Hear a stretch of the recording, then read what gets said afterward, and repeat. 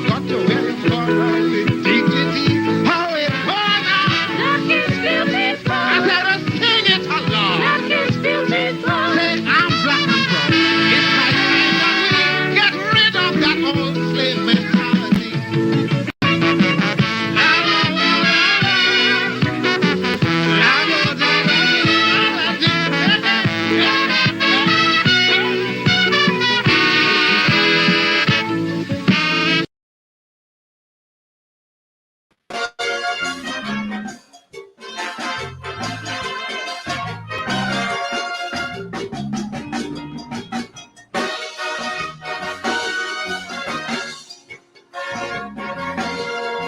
For all the murderers, a lament of the dead.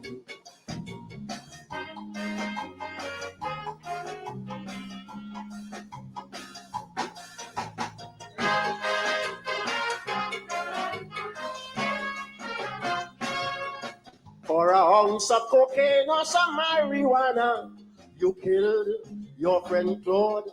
For leaving his terrain and crossing to Mova, you spilled Richard's blood. An ex-drug dealer you attacked because he sell you some bad crack. So you hide in the dark and commit a brutal act. That's a fact. On your URP job you want double pay for doing nothing. The poor man say no, so you blow up the head to win ratings. But murderer you committing, besides murder a greater sin. For the things you preventing that dead man from seeing.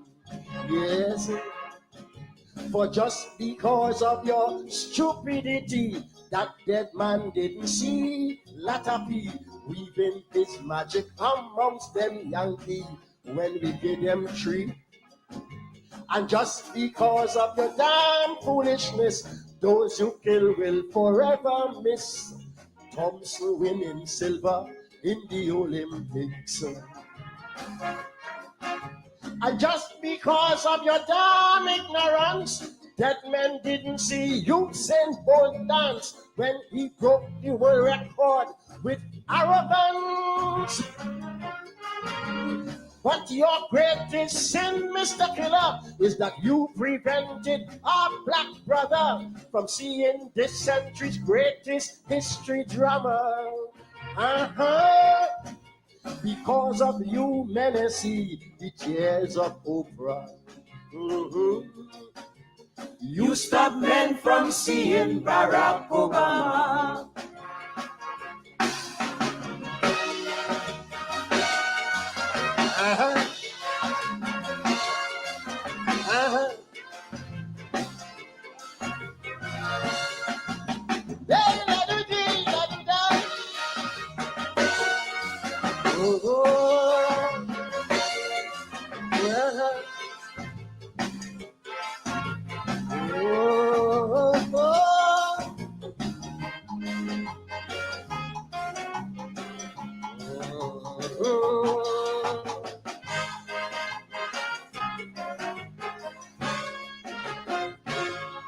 Just because your girlfriend talked to another man, you blew out his brains.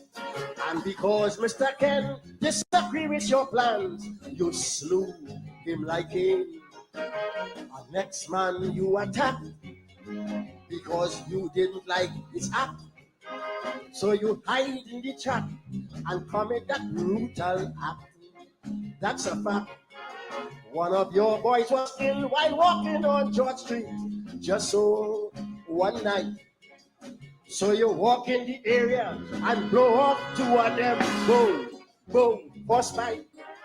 It's a pity you cannot see that beyond your murderous spree, the folks you kill will never see momentous history. Yes. For just because of your damn stupidness, those you killed didn't get to witness all those men who ran in the New York's business.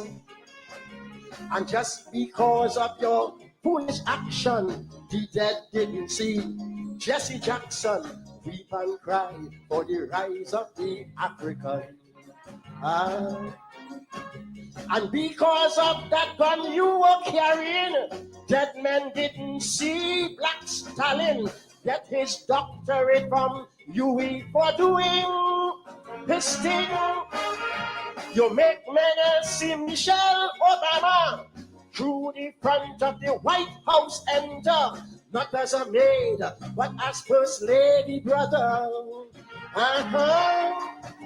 Because of you, men see history register. You stop men from seeing Barack Obama. Alive.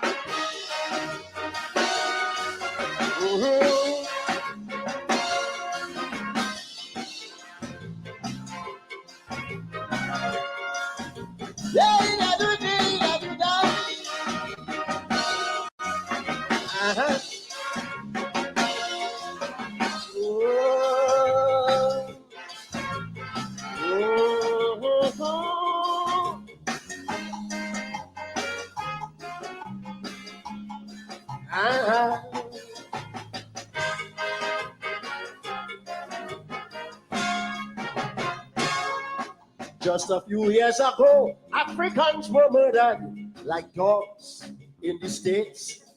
Many were killed just so for some lie, Lord forbid, that whites fabricate. Trying to vote made whites upset. So many blacks were burned to death. And whilst they were burning, the Ku Klux Klan danced and fed. Oh yes, was the whip and them dogs when Africans demanded their human rights. Was the jail and curtail for trying to speak to whites polite. So look here, Mr. Murderer, men have died to see what you saw. In their time, blacks couldn't pass through the White House back door. For just because of your damn idleness, those you killed didn't get to witness. Africans in the U.S. voting, where once they were killed for this. And because of that gun, my brother, those you killed will never see Ganga, and his voice win a million in Antigua.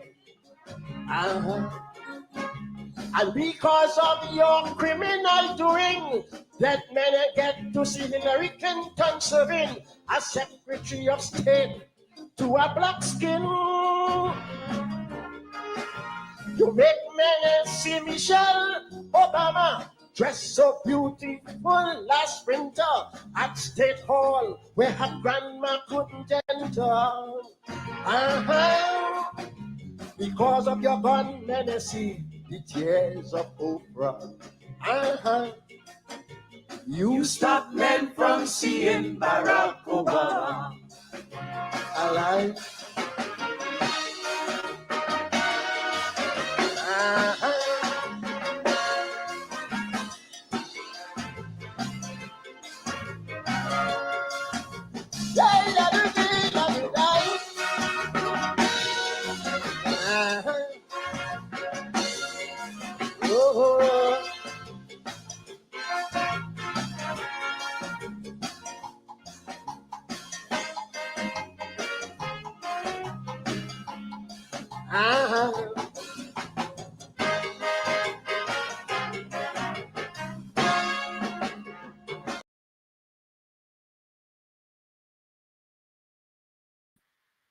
And a very good evening to you, and welcome to Politics 101.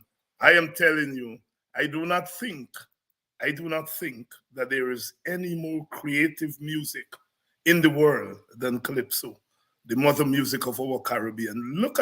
Listen to that Calypsonian, weaving black and black crime while celebrating Obama.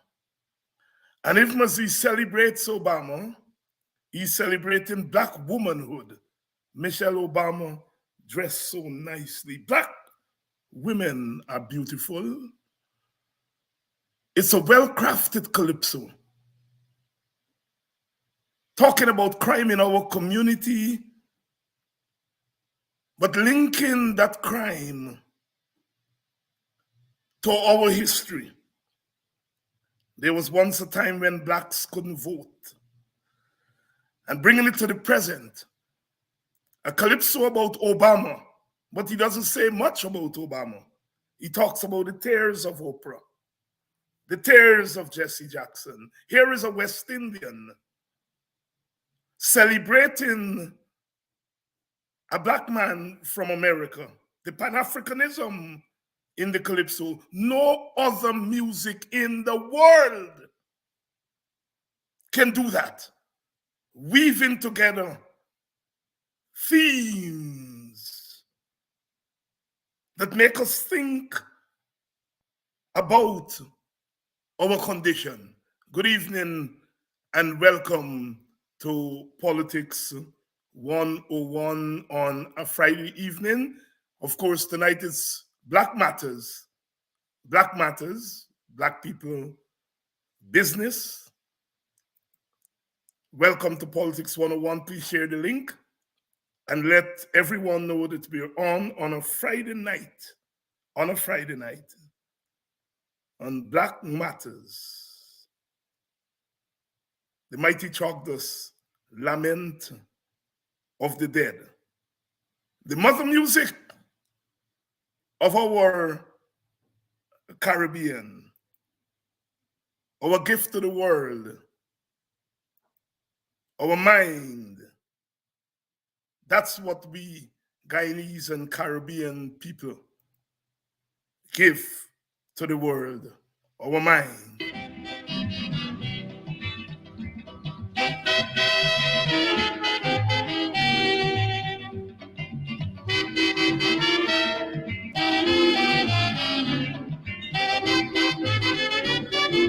One more time, let's go there. Swing it out, boys. Oh, oh, oh.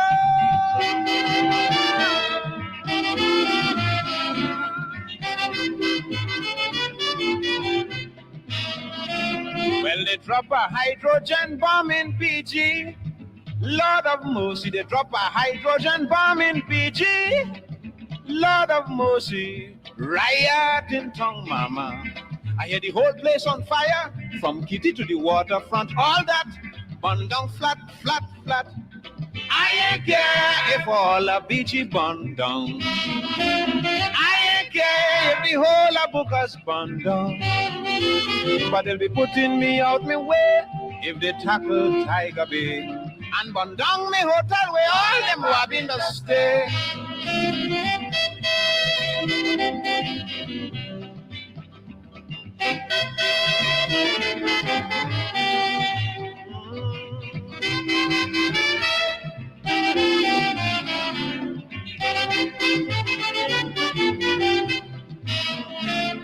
They lock up over 1,000 people. Well, that was trouble. They sent for policemen in the country to bring unity, but police are all afraid. Stand up and they watch in stores get raid. Walk in the store, take everything, and when you done, set fire to the building. But I ain't care if the whole of BG burned down. I ain't care if all the bookers burned down. But they'll be putting me out my way if they tackle Tiger Bay. And burn down me hotel where all me wabbing the stay.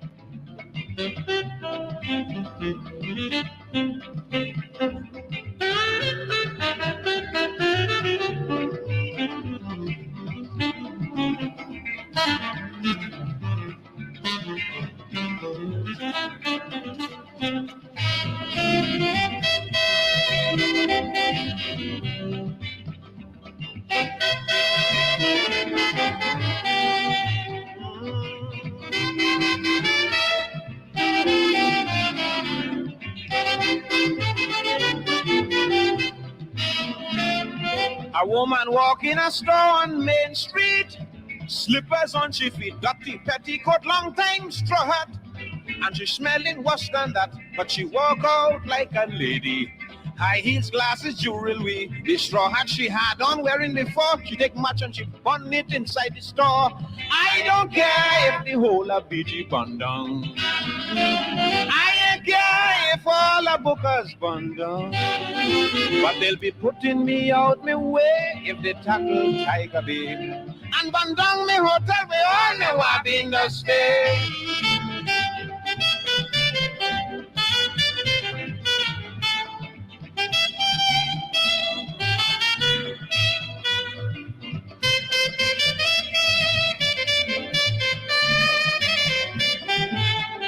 Sweet shots, Paso. Let's go, Daddy. Aye-ha. Oh.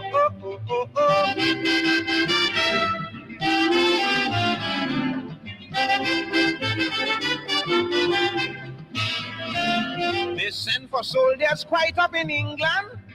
With big confusion, they bring down warships with cannon like peas to shoot Guyanese. But Burnham say, all right now, I'm the only man to stop this row. He give me the signal and that's the case. Now we have peace and quiet in the place. But I ain't care if the whole of Beach burned down. I didn't care if all the bookers burned down.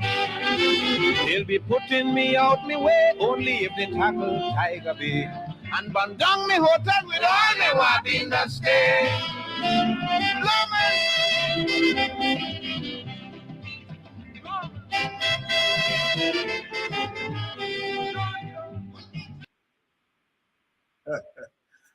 Hey, that's what we call historical memory in cultural studies. Yes, the Mighty Sparrow is singing there about our ethnic and racial violence in the 60s. That's what he's singing there about.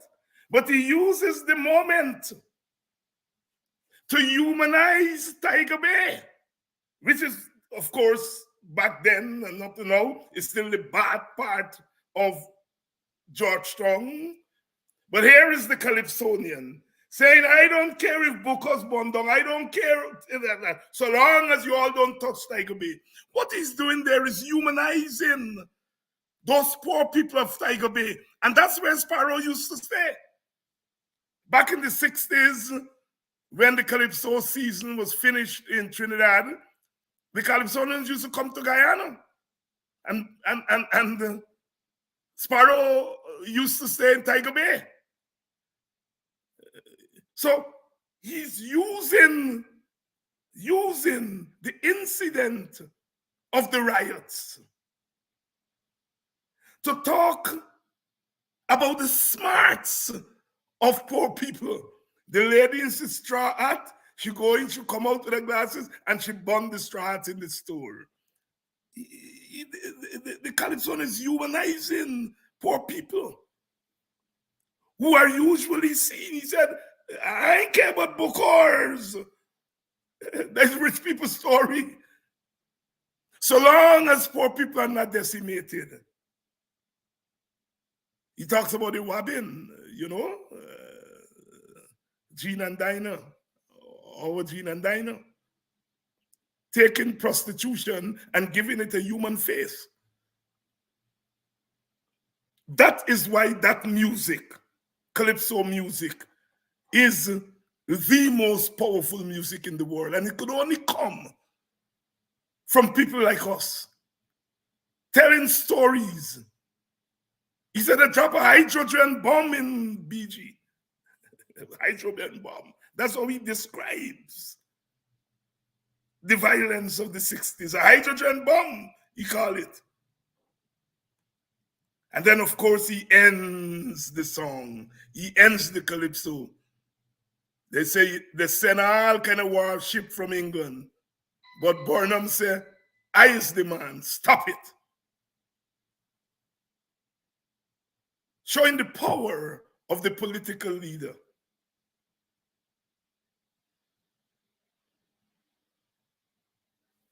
I know we have other musics that we listen to. They're all great music. The jazz and the blues from America. our native music from Africa, our own reggae, which itself comes out of calypso, hip hop, which comes out of reggae. There's a linkage among and between our music, but this modern music, which was developed on the slave plantation, is the music that tells our stories. You don't have to go and read a book on the 60s. Just listen to Sparrow there. He gives you the riot, he gives you the politics, he gives you poor people in their habitat. Good evening and welcome to Black Matters, our gift to the world, our musics, calypso, reggae, the blues, jazz, hip hop, merengue. We're a musical people and we have to be a musical people. If music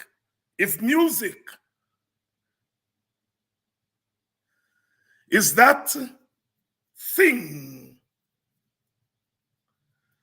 that allows us to express ourselves in ways that the oppressor cannot find us, we are the original. Somebody asked me a question a couple of weeks ago in the chat. Why has Guyana not developed a kind of music industry like Trinidad and Jamaica? And the simple answer to that is that our governments over the years have not seen it fit to invest in the music industry. Burnham invested in culture, but it didn't go beyond that.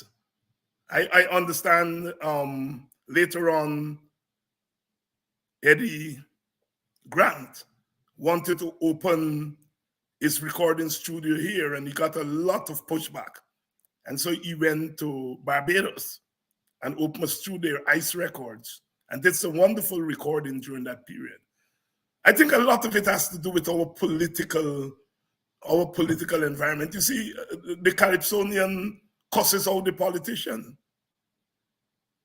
Can you imagine our Calypsonians today cussing out Irfan Ali? They will duck low. They want to win. And that is why our brother, who we celebrated here a couple of weeks ago, is so important, the Mighty Rebel. He was a political Calypsonian, and he brought second for a long time. You see, our Calypsonians, I expect our Calypsonians to take something like One Guyana and open it and critique it. But our Calypsonians come from our society. And what they sing about is what they feel in the society. Trinidad, the Calypsonian cuff left, right, and center. The abuser of Eric Williams, they call it Deafy. And Chagdos, who we saw earlier, used to criticize Eric Williams, and Eric Williams said, let the jackass bray. The society in Trinidad and Jamaica, those societies have been more open to the creativity of the people. And I'm not saying that they don't get involved in politics, because Pandey wanted to ban Calypso. And there were several Calypsos that were banned during Pandey's period of rule in Trinidad. He didn't want to ban Calypso. He banned some Calypsos. So our ethnic problem is also because the Calypso is an African art form and deals with question of ethnicity and race. But it enriches the society. It enriches the society. Good evening and welcome to Politics 101, just so the old timers there. I ain't care if BG burned down. I ain't care what they do on Main Street and what they do um, the Bokors, and the music captures that. He said the violence starts from Kitty to the waterfront. See, the Calypsonian observes the society when he goes there, so he knows Main Street and the waterfront and Kitty and so on. And he's not Guyanese. Of course, some old timers like me remember BG Planting, another Sparrow classic on Guyana. When Trinidad banned Guyana Planting from going in to Trinidad. And Sparrow said, Dr. Williams, you're causing trouble in the country. Them women gonna rise up against you. You banning BG Planting. The double attage of the Calypsonian. BG Planting, another of Sparrow's classic on Guyana. BG, British Guyana. In the old days, everybody came here. They came from the islands, that Linden, a lot of Vincentians and St. Lucians and Grenadians. And of course, we all know in the village, you always know where an islander live, breadfruit tree. We had the Polydors in our village, Buxton. So Polydor, I think, came from Grenada. Azzy Brave Boy came from Grenada. Mozam came from Jamaica. And you could always know where these people live. Always, they had a breadfruit tree. And Linden knows that more. Everybody came here. Mahdia is really St. Lucia. St. Lucians came to Mahdia and settled there. A lot of them are now going back to find their families in St. Lucia because a lot of them came looking for gold and to work in the bauxite industry and so forth. It's the mixing, the rubbing up of our Caribbean. Our Caribbean. Sparrow himself was born in Grenada. And when they get him vexed once, he take down his pants and skinny beat up on them. Because I tell you, he's a mannish Grenadian. Oh boy. Welcome. Last night we were talking about regime change. And we got a lot of feedback on that discussion last night about regime change, because it is very important in understanding where we are today. And the point I was trying to make is that there were forces in Guyana leading up to the election that had their own agendas. And that those agendas came together at some point, because that's how regime change works.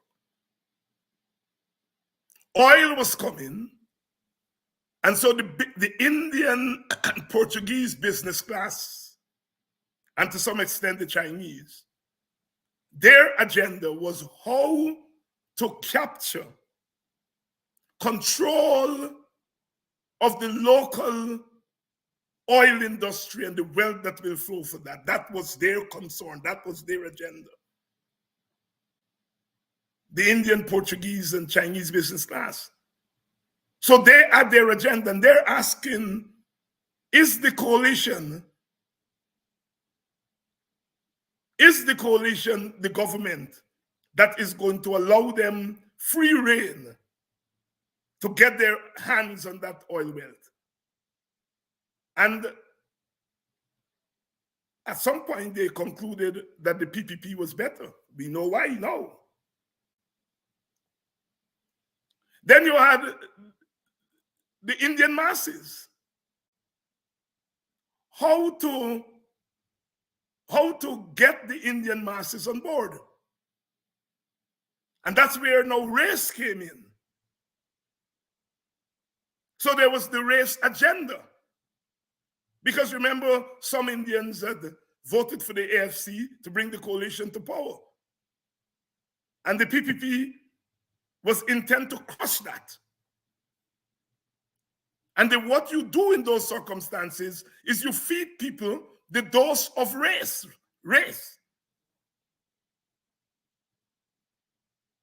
Your enemies are Africans. You don't have to say that. Americans call it dog whistle. And in some regard, the coalition may have played into their hands in trying to right-size the sugar industry. They did the right thing economically, but what they didn't realize was that there were racial consequences. And the PPP was able to use the workers that became redundant at Gaisuko to use that in a racial way. Use it against the coalition. But because the coalition itself did not think that race was important, it didn't realize how something good can be used against it.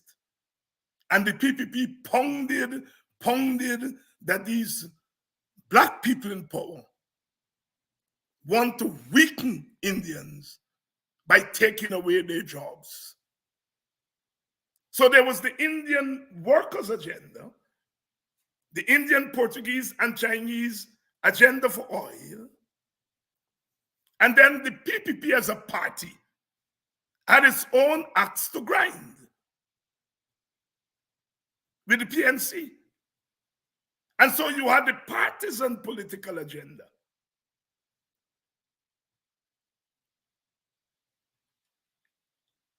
Then you had the overseas Indian money people. The overseas Indian money people. They also wanted to get into the oil business. And so they had their own agenda. They felt it was naturally the PPP is the better option. And so they poured money. As we now know, you're talking about literally tens of millions of American money. They poured money into lobbying the Americans. So you have to understand, Ramotar did not concede the 2015 election. He said they were rigged and the Americans were on the side of the coalition. Never conceded. And it's obvious that they said that, look, if the Americans help the coalition, then we have to get the Americans to help we. And the money from Queens and maybe Toronto and other places, well, that money was important in lobbying the Americans. You see, American government has various entry points. You have the entry point at the top with the federal government, but you have state government, you have city government. There are various points of entry. If you lobby a congressperson or a senator, he or she sits on very important committees and subcommittees that make the law. And the PPP was very, very alert to that. And that Indian bourgeoisie in New York and Toronto poured their money into lobbying the American government. They didn't go just to the top and lobby Trump. They lobby from the bottom. So they had their own interests. And then, of course, oil is found. And you have American and British companies who have their interest in Guyana oil.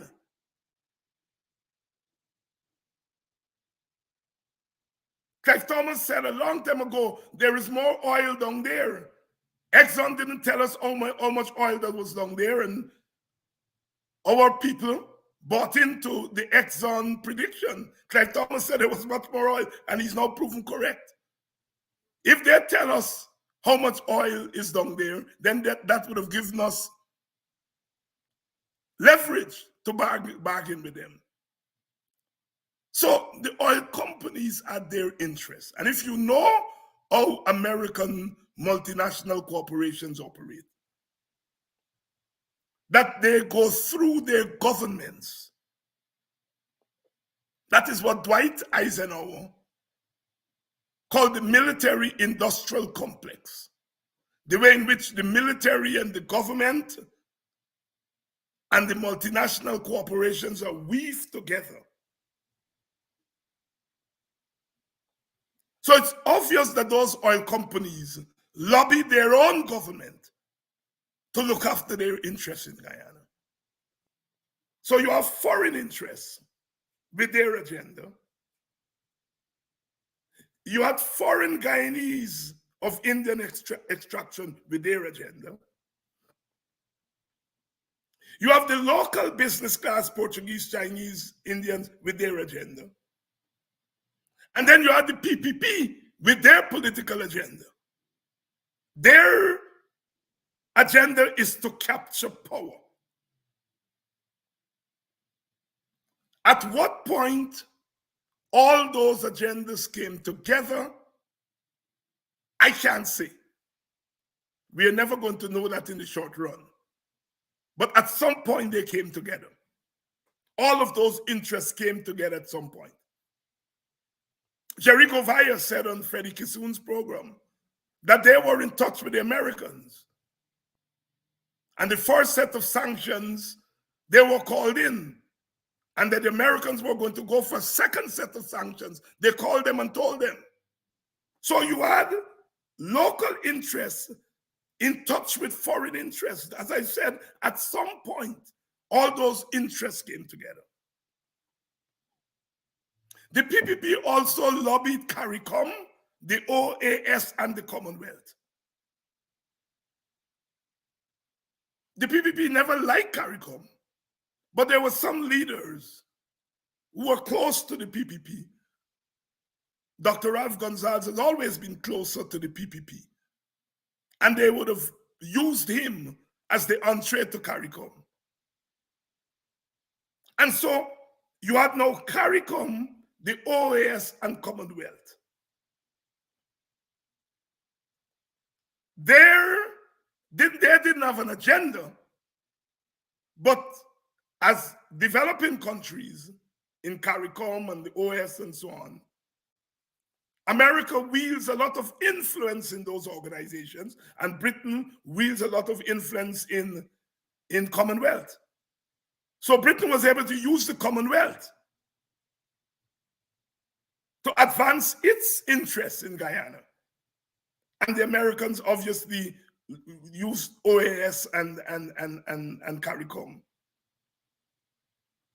And so at some point, all those interests came together, and that's the regime change. I said last night that the coalition didn't have a clue. They didn't have a clue what was going on. And that, for me, anyhow, as I said, I am not, this series is not to critique the coalition government, but they didn't have a clue. If they had a clue what was going on, they would have acted differently. I know we beat up on Charan Das because the Charan Das issue was the first time I think the coalition government had an inkling what was going on.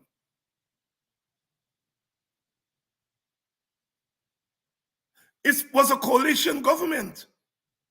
It included different parties, different ethnic groups. And the forces who were trying to remove the government will go to its weakest link.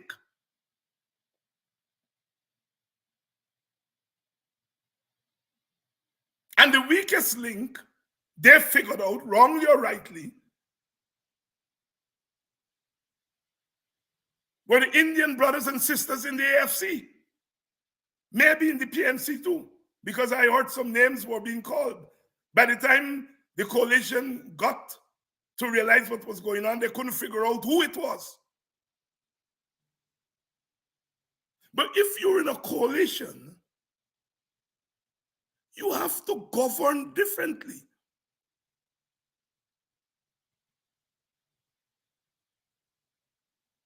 And I think President Granger and those around him made a mistake in the way they managed the coalition.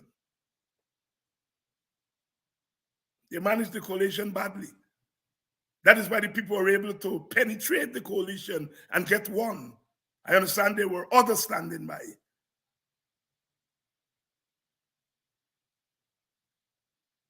The same thing as I said with the Gaisuko thing. The commission of inquiry tell them, do not close their estates. My comrade, Brother Clive Thomas, advised them. He was the chairman of the board. He advised them, do not close their estates. So in some regards, the coalition government played into the hands of a plot that it wasn't aware of. At some point, all of those interests came together. And as I said last night, it was the Secretary of State of the United States. You know what you're talking about there? As I said last night, the Secretary of State is the fourth in command. The Secretary of State doesn't get involved in those kinds of things so easily. The last time prior to that was when the Secretary of State, Henry Kissinger, went to Jamaica to instruct Michael Manley to stop being friends with Castro and to stop allowing their country to be used as a refueling point to send troops to Angola and Mozambique.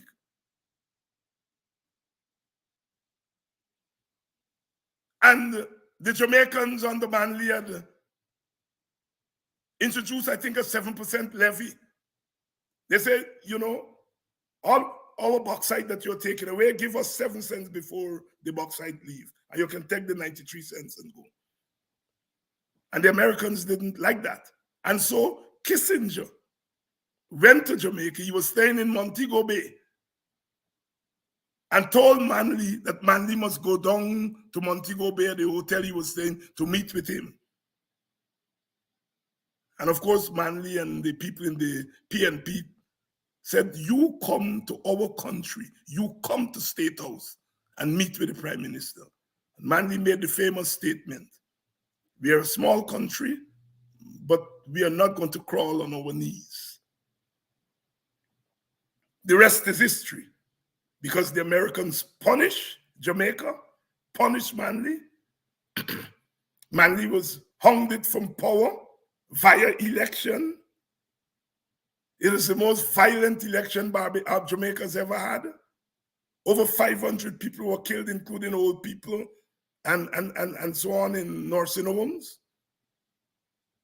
So they used the elect, but what they did was to create the conditions of ungovernability. And so there was no way Manley could have won that election.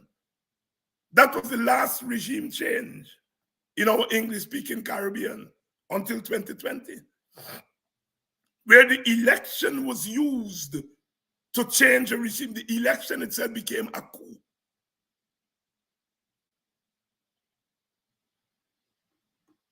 As I said last night, election became democracy. Those fellas were sitting on the road.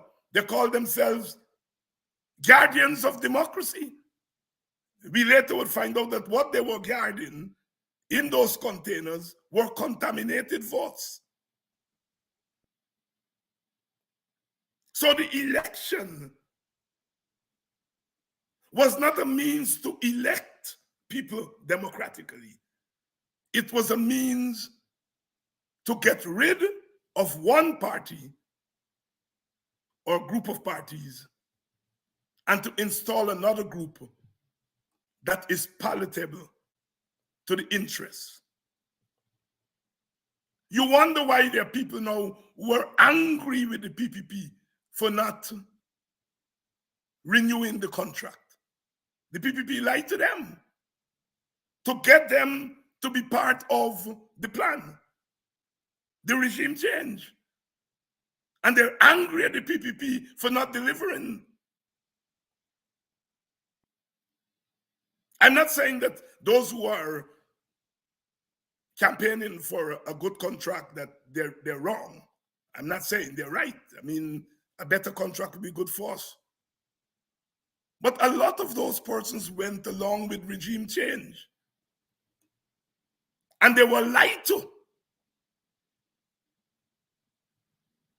They were lied to. The PPP assured them that it will look after their interests.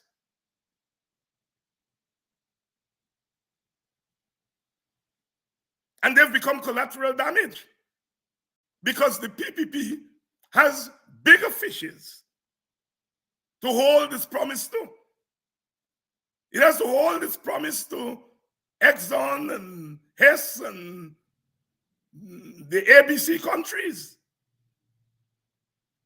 It had to make a choice. Am I going to hold my promise to these fellas in Guyana? Or am I going to hold my promise to the big dog? And that's why the oil lobby has been thrown under the bus.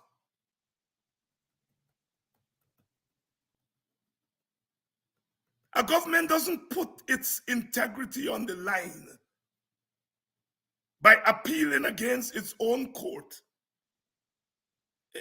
Even a stupid government doesn't do that. So the PPP is doing that because the stakes are high.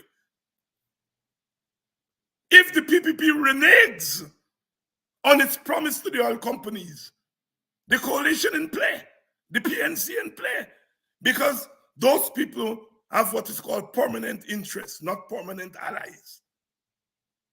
And if the PPP walks back on its promise, they will go to other forces. And the PPP understands that.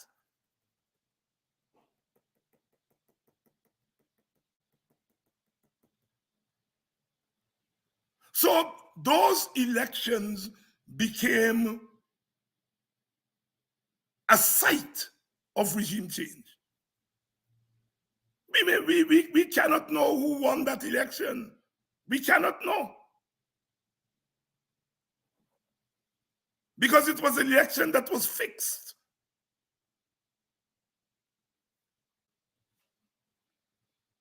And one of the things about regime change in a place like Guyana, you fix an election, you fix it close.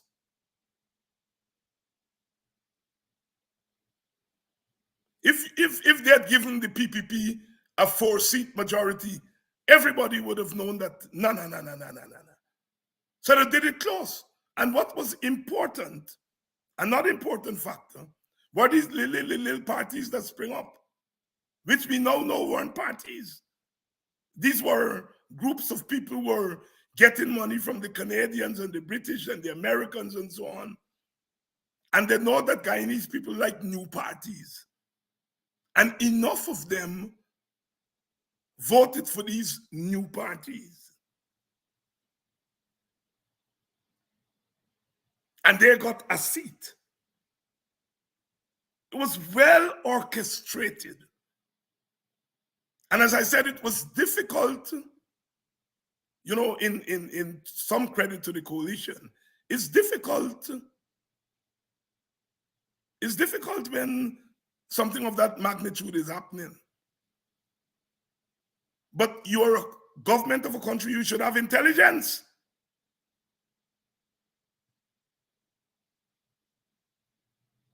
I think it was Brother Winston Jordan who said the coalition did not even attempt to buy a parliamentarian from the PPP side. It had government, it had money, but it didn't even attempt to buy. And the other side was buying from them.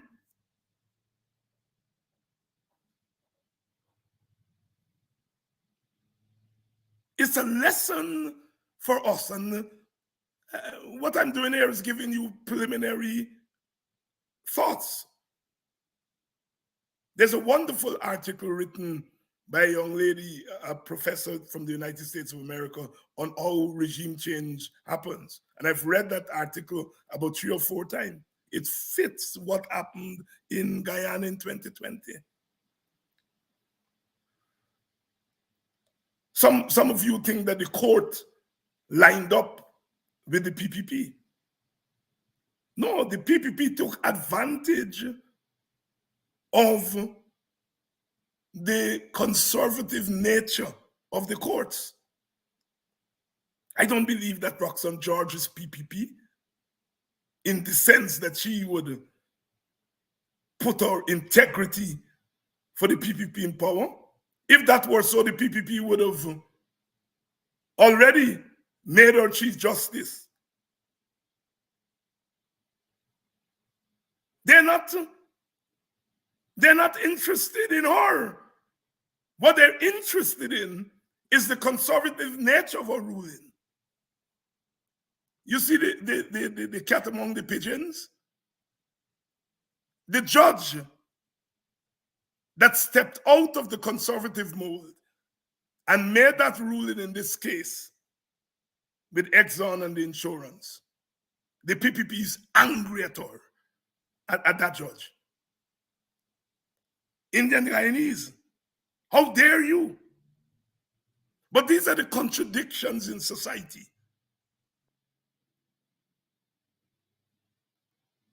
These are the contradictions in society. Not for one moment I believe that those judges were partisan. I never believed it. But their conservative rulings were fodder to the regime changers.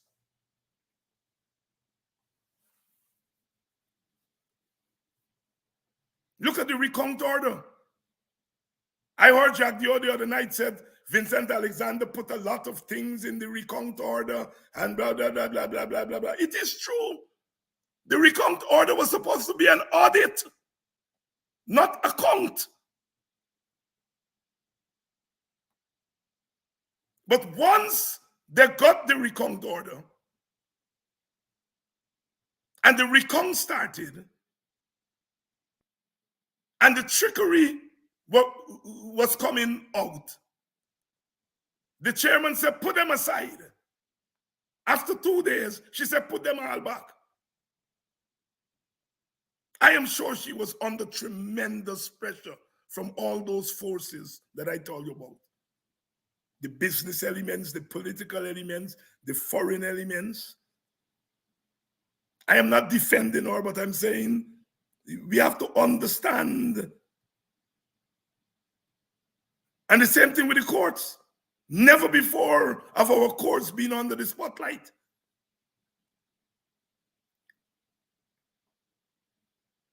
So we had the neat regime change.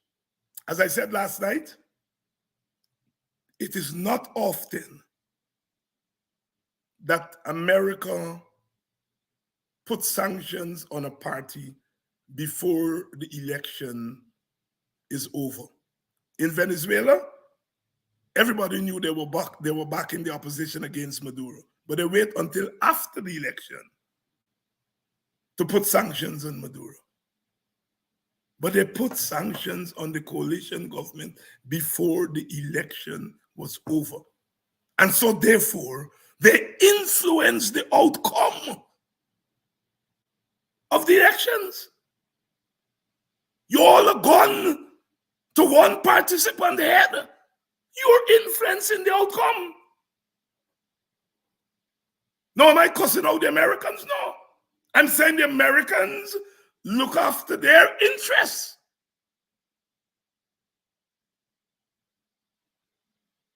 That's nothing new for America or Britain or France or any of these big countries. They look after their interests and the interests of their economic corporations, their multinational corporations. They do that all the time. They had their interests. And they were able to mesh their interests with local interests and regional interests. And put the might of the US state put the might of the US state through its Secretary of State. You can't get more, you can't get mightier than that. When Jimmy Carter traveled around the world, he's traveling with the protection of the American state. But I've never heard, well, except in Guyana, Hamilton Green believes to this day that Jimmy Carter had to fix the 92 election. But this is not Jimmy Carter. This is the Secretary of State. Why should we know and go back to this regime change? Because what we are experiencing now is a consequence of that regime change. All of our politics, boots on the ground we call for. And there are no boots on the ground, and we cuss North, and we cuss this body, and we cuss that body.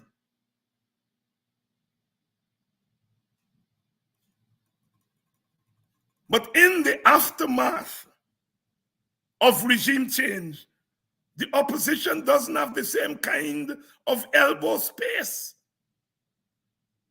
The PPP government has taken the wind out of the sail of the opposition.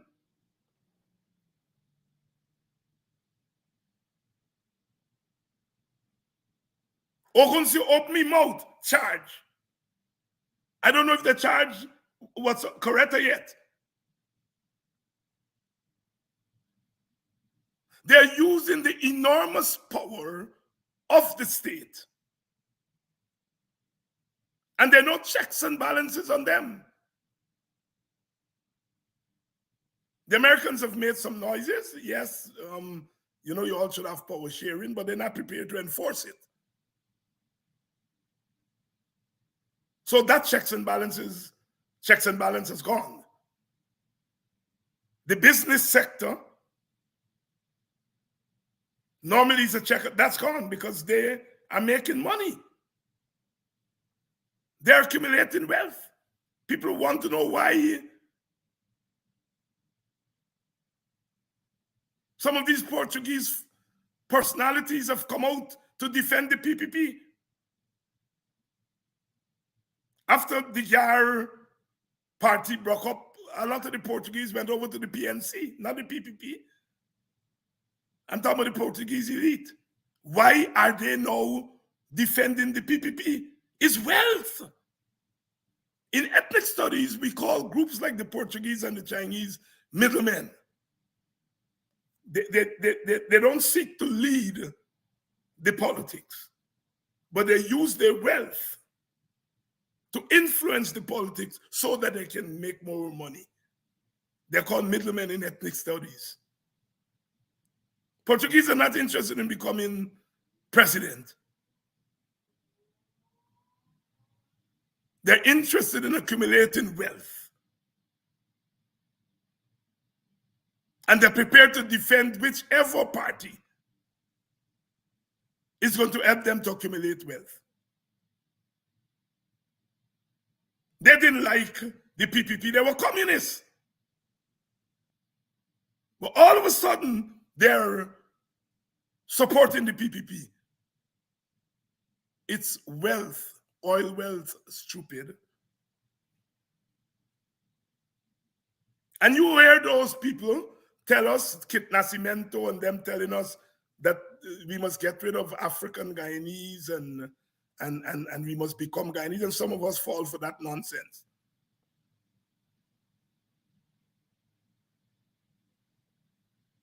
The Portuguese didn't suffer in Guyana. They came and they weren't suited to the plantation, and they were given affirmative action into the business sector. Guyana did not wrong the Portuguese, except they came as indentured laborers. Guyana has done wrong to Africans. And to tell us not to embrace our Africanness is to tell us to forget about the wrongs that have been done to us. Guyana's wronged the Indians to some extent. And to tell Indian people, forget about Indian Guyanese and be Guyanese. Groups like the Portuguese and the Chinese can do that because Guyana's not wrong them. So Guyana becomes this mask. We Africans and Indians and Amerindians, we have to be both Guyanese and hyphenated Guyanese. We have to be both.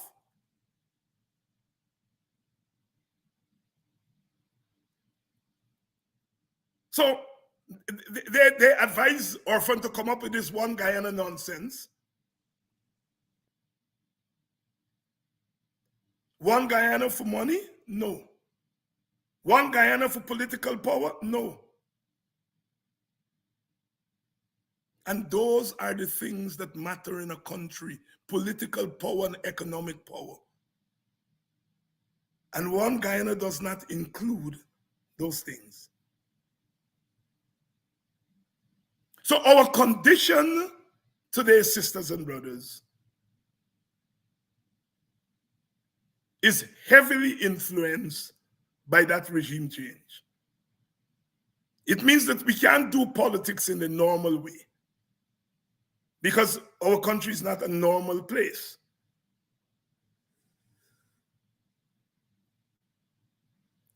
We have to talk about boots on the ground, but we have to do it differently.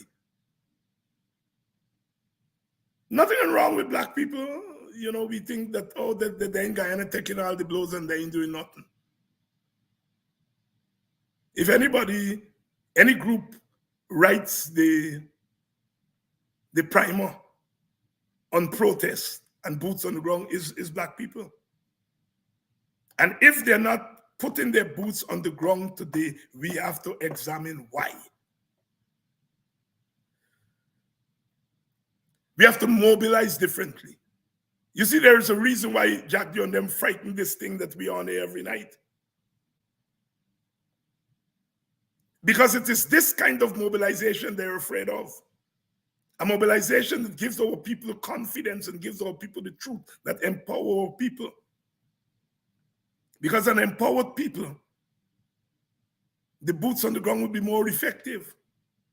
The PPP is deathly afraid of this. They will ban it tomorrow.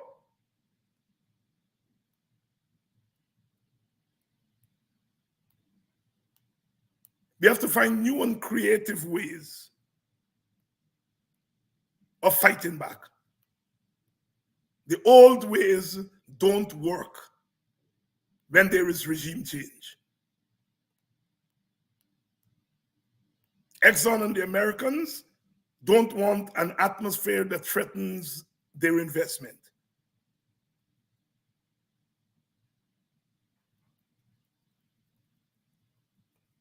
The PPP will do anything to hold on to power. Anything, anything. And they will push the Americans' button and see how far they will be allowed to go.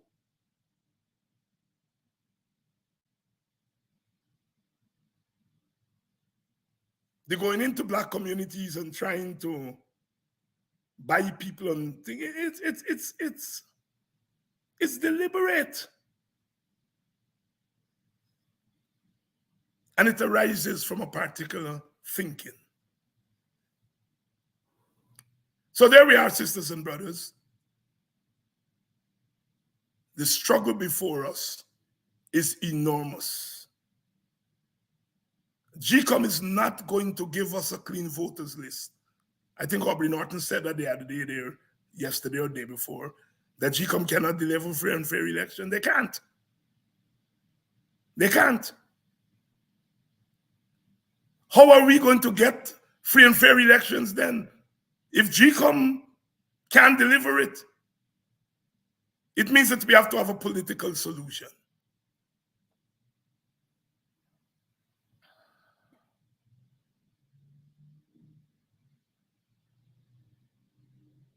This is not just about election. We are not in a normal country.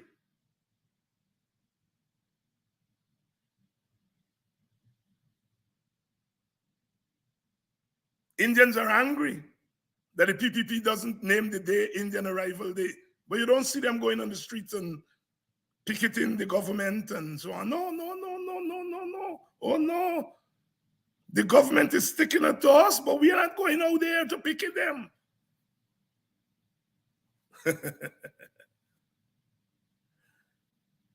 It's Friday. It's Black Matters.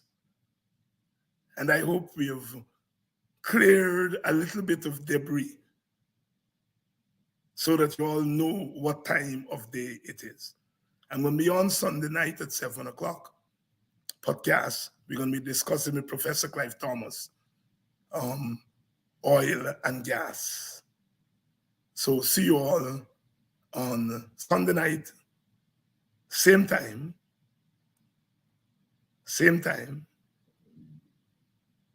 same place, 7 o'clock on Sunday night.